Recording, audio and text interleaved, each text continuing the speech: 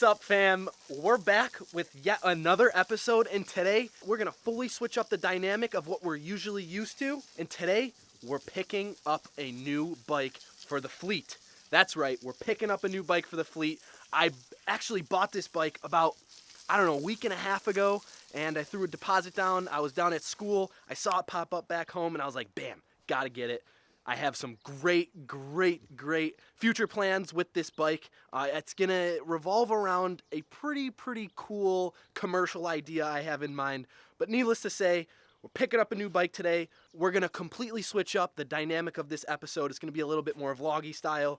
But in the meantime, we're going to talk a little bit about cars. Here is someone I want to introduce, and I've been meaning to introduce to the channel for some time now. We just haven't had quite the right time to do it. And right now, seemed to be that time. As you know, I have always involved car aspects to the page. I know it's mostly motorcycles on there, but really the inspiration all started with cars and with this guy right here. This dude's my brother. His name's Alex. Let's go. If you couldn't tell, we kind of have slight resemblance of each other. I don't know. Regardless, I just wanted to pop on. We're going to introduce Alex to the channel, introduce the car side of things to the channel. We actually just mounted up some brand new rubber to these Apex wheels, which are home on the E90 M3. But with that, today's going to be different. Today's going to be vloggy. Alex, anything to say? Kind of let's introduce yourself. What's up, boys? I'm Alex, Thomas's brother, part of Mile Zero here. Again, as he mentioned, I'm more on the car side of the page here. I have a 2008 E90 M3, which is super exciting. It's an Alpine white, slick top, super rare spec. We'll get way more into details if you guys request it or want to see more car content. Comment below, let us know, and we'll get after it. But as of right now, in preparation for the season, as Thomas mentioned, we got some new rubber. So we have Apex EC7s, 18x10 square setup. Fits perfect for the E90 chassis, and we got some new Firestone rubber.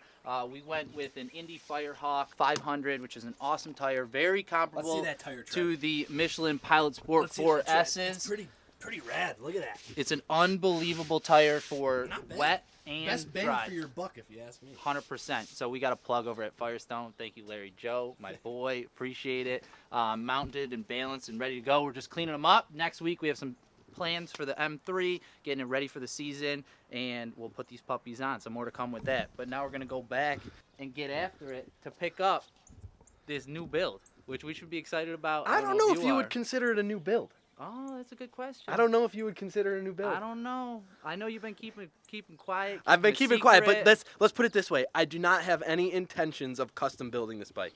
Fully restoration, full stock, and once you sort of see what it is, I think everyone's going to kind of have an idea of this commercial I'm envisioning. It'll make sense. It'll make very much sense. I think we're going to be with Johnny soon. We're going to meet Johnny. You're making me Johnny? Truck, and we're going to pick it up. We're going Again, to be the owner. like I said, this is going to be a completely different version of these YouTube episodes. I know they've been pretty like strictly business, straight build content, but today's going to be fun. Today's going to bring you on the journey of something new, and I'm super pumped. I don't know if you guys are, but I'm sure as hell super excited to introduce Alex to the page and the whole car side of everything, because really, the M3s, the car side of things, really hold near and dear to our hearts. Yep. We go way back. That's what it started with, baby. All right, guys, so with that being said, Alex is going to bring us into the garage and sort of walk us through what this E90 spec is and how dope it is. Let's go inside.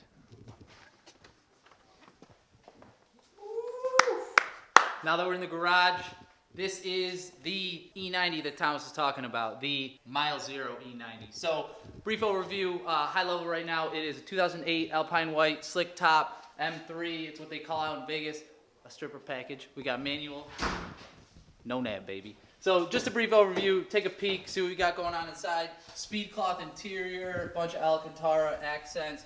We'll go through a full build breakdown on the channel at a later time, but just wanted to introduce it. A lot of fun things to come. The tires are just the start to a ton of new OEM Plus mods that we have planned for the 23 season. So with that slight introduction, we're gonna leave the garage, we're gonna hop in Cousin Johnny's car, and we're gonna go right to pick up this new build that isn't a build that we're bringing back to the Mile Zero garage. What he said, guys. We're gonna head over into the truck. It's about a 45-minute drive, and I think we're all in for a treat. I'm super pumped. Just a quick little update. Cousin Johnny just picked us up in the whip. We're about to grab the trailer. Right now we're throwing some gas in the car, Got about a 40-minute drive ahead of us. Super pumped. We're just kind of going along. And bear with me. I've never done this vlog stuff before, so it's very different than the style of filming I'm used to. We're just doing it. Squaw! What do you know? Mile Zero runs on Duncan. Boys! Hello, boys. Let's get it. No, really not bad. Normally we just use the flatbed, but today, since we're going kind of far and we have a lack of manpower, we're gonna use the trailer. Safety first, boys. Nope. Next stop, mystery bike pickup. Woo! Mystery bike, picking it up, ready to roll. Let's hop in.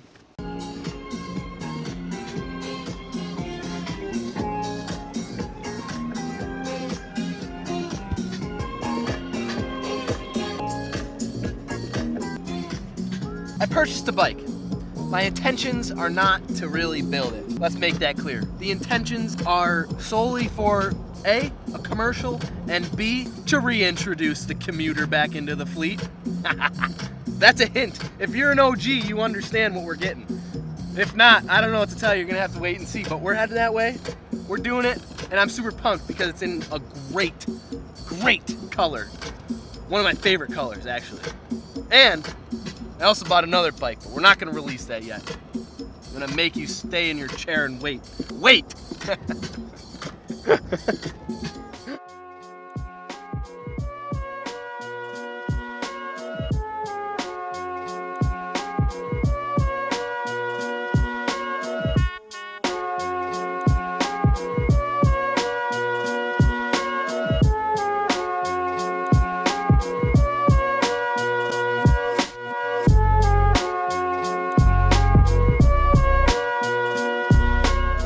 The vibes of going to pick up a new bike are always like extraordinarily high, if you couldn't tell. The boys are buzzing.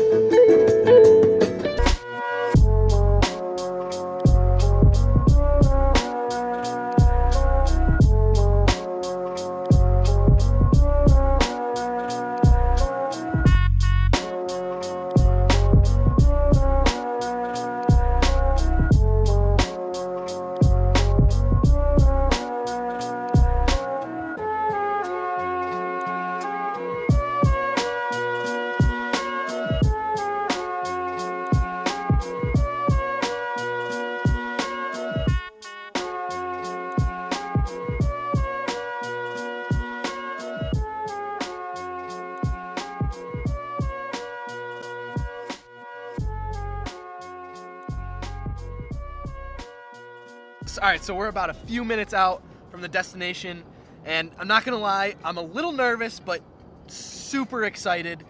And the reason I'm a little nervous is because I bought this bike about 2.5 weeks ago through deposit, so I haven't really even seen it. I don't really know what I'm getting into. I kind of do to an extent, but not really. It was a good price, a good deal, popped up right on my Facebook Marketplace at the perfect time. It's one of those things you just gotta do it, you know? Anyways, we're just about to get here, and I am super pumped to reveal what this bike is and what we're adding to the family. Sight unseen, barn find, second owner. This bike apparently has not been on the road since 1982, and I cannot wait to revive it, put it back on the road, and ride the crap out of it. So stay tuned. Let's see what it is in 3, 2, 1. 1974 CB450. I told you all, we're bringing the commuter back to the family. We tore it down, we started building it, we're bringing one back. Look at it. Take a walk around. Look at this puppy. It's in fair shape. You know, we'll bring her back. That got a little cockeyed inside there. Yeah. So is it 15 or is it 26? I have no idea. It might say on the title. I'm assuming it's 15, 8, 24. 82 was the last time I was inspected. So. Yeah, that's crazy.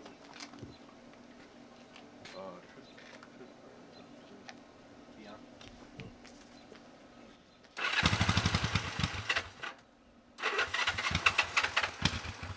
Any like fresh oil at all? No, I didn't. Yeah,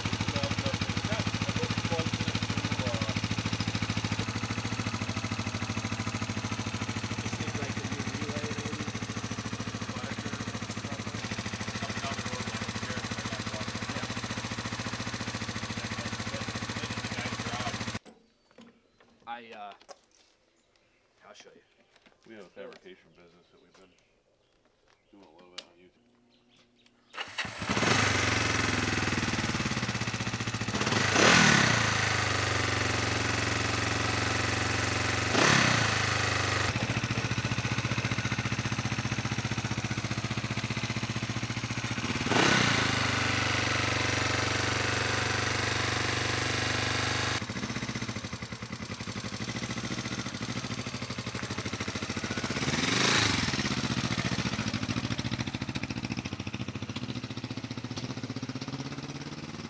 Not bad. For me to get a amount of love, but nice flip. We'll see.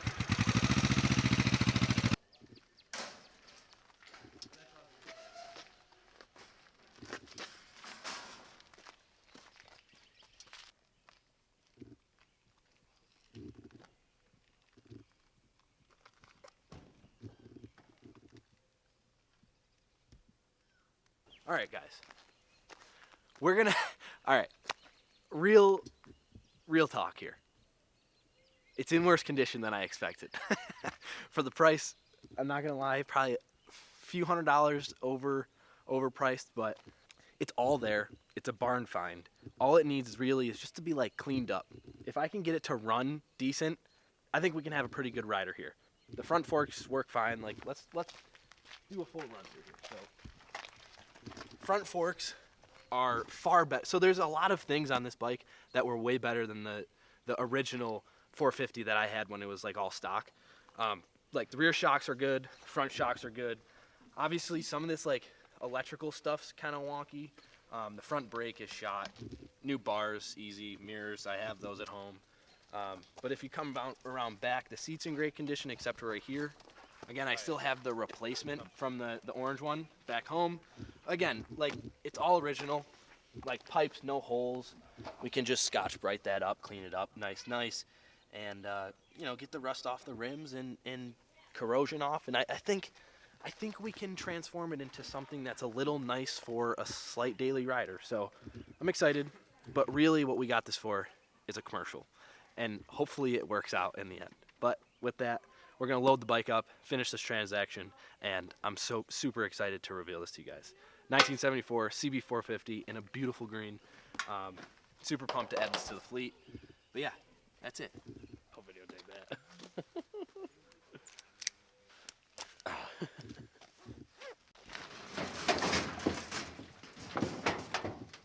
Thanks. I think it's really necessary, but if you want to. I usually just do two. I don't think so either. That's cool. Two displayed. So, just getting this done first, and then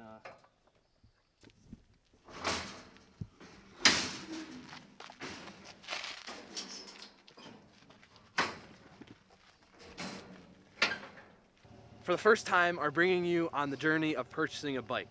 I know we didn't go in too much depth with like breaking down and beating up price and stuff. The difference with this type of purchase is I put a deposit down, so it was kind of a gamble at that point. I couldn't really negotiate any further once I got here. So regardless, it runs. I knew that, and it's got new tires, it's got a new battery, new petcock, tank is clean, new lines. There's some good things about it, but there's also some bad things, and we'll work through them. No big deal, but pretty much the whole gist of this thing is we're gonna get it running. We're not gonna go too crazy into restoration mode. We're just gonna make it running, operating, and I don't know. What do you think, Alex? I think it's a great pickup. As Thomas said, maybe not over anticipating, but you lose the power of negotiation when you're putting a deposit on a sight unseen bike. It runs, right? It's got good bones. Yeah. It's ready to go, and it's a resto mod, so we'll be. I think it'll end up being good in the long run. Just needs to be touched up. Thank God you got some 450 parts sitting around. I do have some laying around. I That do. should be good to I get do. us pointing in the right direction. Yeah, but we'll see what happens. I don't know, maybe I'll flip it. We'll see, but at the very least, I'm going to spruce it up a little bit, get it roadworthy, and try to make a quick buck and film this commercial. With that, we're going to head home, and we'll get you on the tripod when we get back to the garage.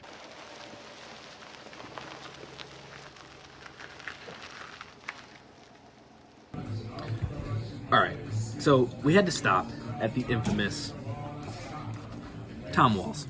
Now, I don't know if any of you know what Tom Walls is, but it is a godsend, let me tell you. In this cup, we have their famous root beer. You're missing out on life. It's one of the 7 wonders, this root beer. But the reason we are bringing you on this experience, A, is because we always celebrate a bike purchase with a nice meal afterwards. And B, is I have never had a fish fry. I'm from upstate New York, notorious for the garbage plate and hots, that type of eating. And I've never had a fish fry, believe it or not. And we're gonna try it. I'm gonna go in, first bite, no tartar sauce, raw. It's not bad, not a bad experience, let me tell you. We'll go in for one more, hang on.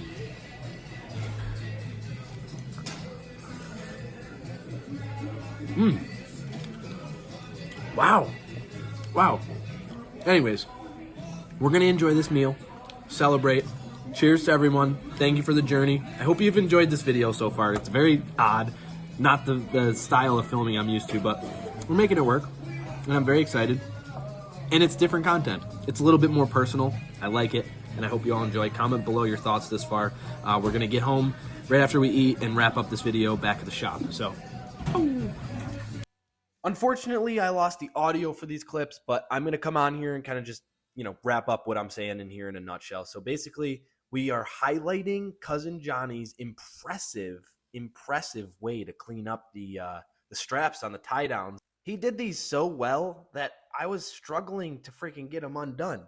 Moral of the story is, comment below if you guys do something similar with your tie straps. Pretty random thing to come on here and voice over, but I thought it was pretty important to shout out Cousin Johnny and his attention to detail on these. Personally, I usually just throw it in with one little loop around, forget about it, that's it. But hey, learn something new every day. Yeah, pretty much that's it, guys. We're just going to wrap this video up. In the next clip, I kind of go through my thoughts on the whole process of everything. And yeah, hope you guys enjoy the video so far. Sorry for losing the audio in this case.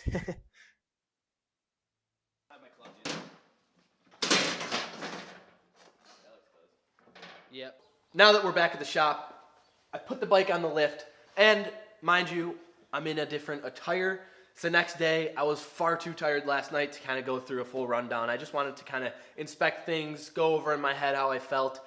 And essentially what I kind of want to break down right now is a personalized full review of how I really feel about this purchase. I'm going to be full upfront with you guys, how much I bought it for, what I think I'm going to need to put into it, the total build cost in my mind, just from knowing how much things are and whatnot. So essentially a little lowdown of what this bike is and how I came across it. So as most of you know, I go to school down in Florida and the shop is up in New York. So I don't have access to building all the time or buying bikes or, being in the shop and making content. So when I come home, I try my best to set up and arrange as many things as I possibly can so we can get as much content to last me for, some weeks when I'm not in the shop. All right, so it started how it always starts, with a Facebook Marketplace find. I was actually in Florida about 2 weeks ago and I was scrolling and the ad happened to pop up 15 minutes ago. When I pulled up the app, I saw it posted and it said 15 minutes ago posted. And I instantly messaged the guy. And fortunately enough, I was the first person to reach out to him. Therefore, being the gentleman that he is, was nice enough to reserve it for me with obviously me sending him a down payment. Now, what does that mean? All right, let's break it down a little bit before we go further. I'm in Florida, the bike's in New York. I send a deposit and I only have 2 pictures to decipher if it's a good buy or not based off the price. The guy was asking $1,500, definitely higher than I would like to pay. It's definitely more of a $1,000 bike. I would have liked to have been all in all making it a rideable in at 15 rather than starting at 15, if that makes sense. 1,500 that is. But essentially, I had to put a down payment on, and the whole idea that's scary, and it's the gamble behind throwing a deposit down is you can't really see the bike, and you immediately lose the leverage of negotiation and the process of negotiation. which I always negotiate, of course. I'm sure all of you do too. And there's always that medium point where you have to work towards. But in this case, I didn't have that luxury. So I had to go in, sent the deposit, sort of committed to the $1,500 without really knowing the condition. Fast forward to last night, and I picked up the bike. So I got there, and I was like, damn, this thing is shot. He had it on the trickle charger. It started up, but it was struggling. So therefore, I was not that happy to buy this bike, but whatever. I was like, okay, whatever. I'm committing. I'm pumped. It's a dope 450. It's all there. It's got a great color, a very rare color. And really, all it needs is polishing, in my mind. I go through, I check, make sure the triple isn't cracked, make sure there was nothing I didn't notice where I would be like, all right, dude, you should have told me that this was broken or this was here, because we got to work on the price now. None of that was the case, which was, good and bad, but mostly good because it's all there. And believe it or not, there's a few things that he did to kind of get it running, and things that I wouldn't have to do, and sort of is which is sort of included in the price, if you will, with the $1,500, which is brand new tires and tubes, brand new Honda battery, brand new petcock. He cleaned the tank and put new fuel lines. So that in and of itself is a few hundred dollars that I don't have to necessarily spend and do the work of. So that's nice that there's brand new tires. The suspension is in great shape. The front forks are not spongy. They're actually pretty nice, believe it or not. The rear shocks are still stock and also in great shape. They rebound great. They compress fine. But not going to lie, last night I was pretty discouraged with the purchase. I was like, I don't really know if I love this. Fast forward to today. I go out there. I turn the fuel on. I'm like, screw it. Let's turn it on. Let's see how it runs. Let's not do anything. Let's just see if it fires up and runs. Well, it fired up on the second kick and was running incredibly. I adjusted the idles down a little bit. Nothing crazy. Literally did nothing. Going around the circle, no problem. Going down the block and back, no problem. The only major thing that it really needs fixing is the front brake. It needs a whole new master cylinder, shot. And then there's a ton of little flash rust everywhere, and we took a Scotch-Brite, and it's going to take a little elbow grease. It literally just needs TLC. But essentially, I just wanted to bring you guys on the tripod, give you a rundown of what I bought, how much I bought it for, and my feelings of the purchase as a whole, which in the end, I actually am pretty pumped on the purchase. It's another vintage Honda. It doesn't get better than this. I'd categorize this as a typical barn find.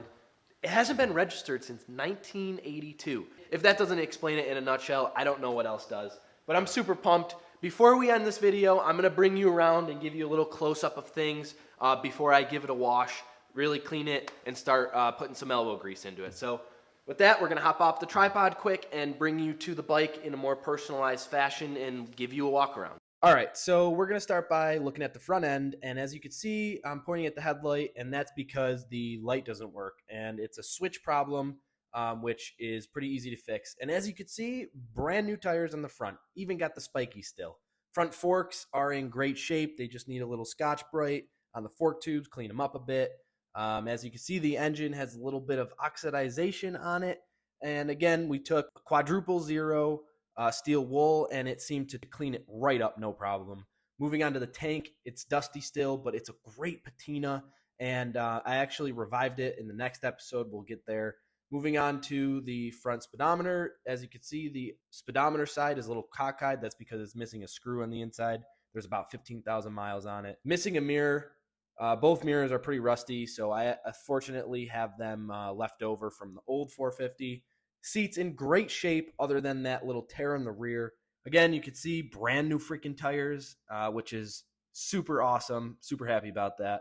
And the mufflers are in great shape, no holes, just need a polish. And again, remember, I told you guys, this has not been on the road since 1982. And I am so pumped to be the one bringing it back to the road. The rims have a ton of rust on them, but nothing steel wool will not polish up. I actually tried it. It was pretty simple. Just really, the bike needs a nice TLC rundown and a good walkthrough of me kind of putting some time and elbow grease into it to kind of spruce it up.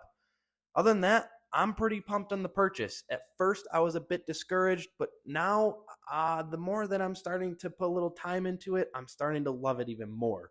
The one bad thing about the bike is that the front brake doesn't work. However, I have parts on order, and that will be working soon. In the meantime, I hope you guys enjoyed this episode and the start to a nice little mini series. This is going to be a mini series on restoring this Honda CB450 barn find to be road worthy. We're pretty close. And in the next episode, you'll see me go through the full engine maintenance tune-up, which means points, timing chain, valve adjustments, cleaning the carbs, and sinking the carbs, which, of course, is a lot of fun and pretty easy to do, and believe it or not, made the bike run way better. And on top of it, we go through and I fully foam cannon the bike and get it all dialed in and ready to go for just a quick little inspection, because it's always fun cleaning the bikes out of the barn. Needless to say, I'm super pumped on this mini series that I am bringing you guys. I am super interested on your feedback on this new little flavor of video style. Comment below your thoughts. I'm super interested. And if you all enjoyed this episode, throw a thumbs up and think about subscribing. I don't usually ask for those two things ever. I could use a little support, and I would appreciate any help possible.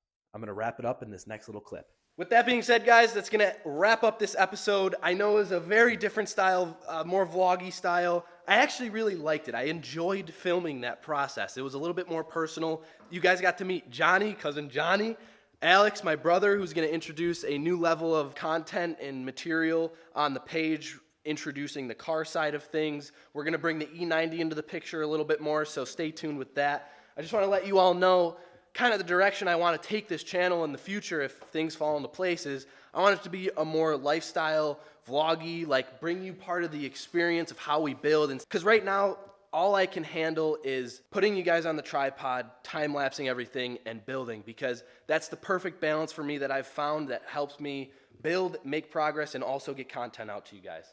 Hopefully in the future, a little bit more personality behind things. So I'm super pumped to introduce that in the future and bring the E90 to the page, the M3. But yeah, guys, super pumped on the 1982. Stay tuned for the next episode. I'm going to do a little build series on this bike. You'll see this on the channel. I'm not tearing this down. I'm going to leave it as a full restoration. Go in, spit shine everything, leave it fully stock, and I have a vision to do a commercial once the 450 that I'm building is done. We're going to do like a little flashback from 1974 to a flash forward to 2023 with MZR off the assembly line. I'm super pumped for that. But yeah, in the meantime, we're going to get this ready for the gentleman's ride, the distinguished gentleman's ride. Get this on the road for that. And I don't know what else to say after that. I hope you guys enjoyed. Comment below with this style of video if you liked it, if you didn't like it.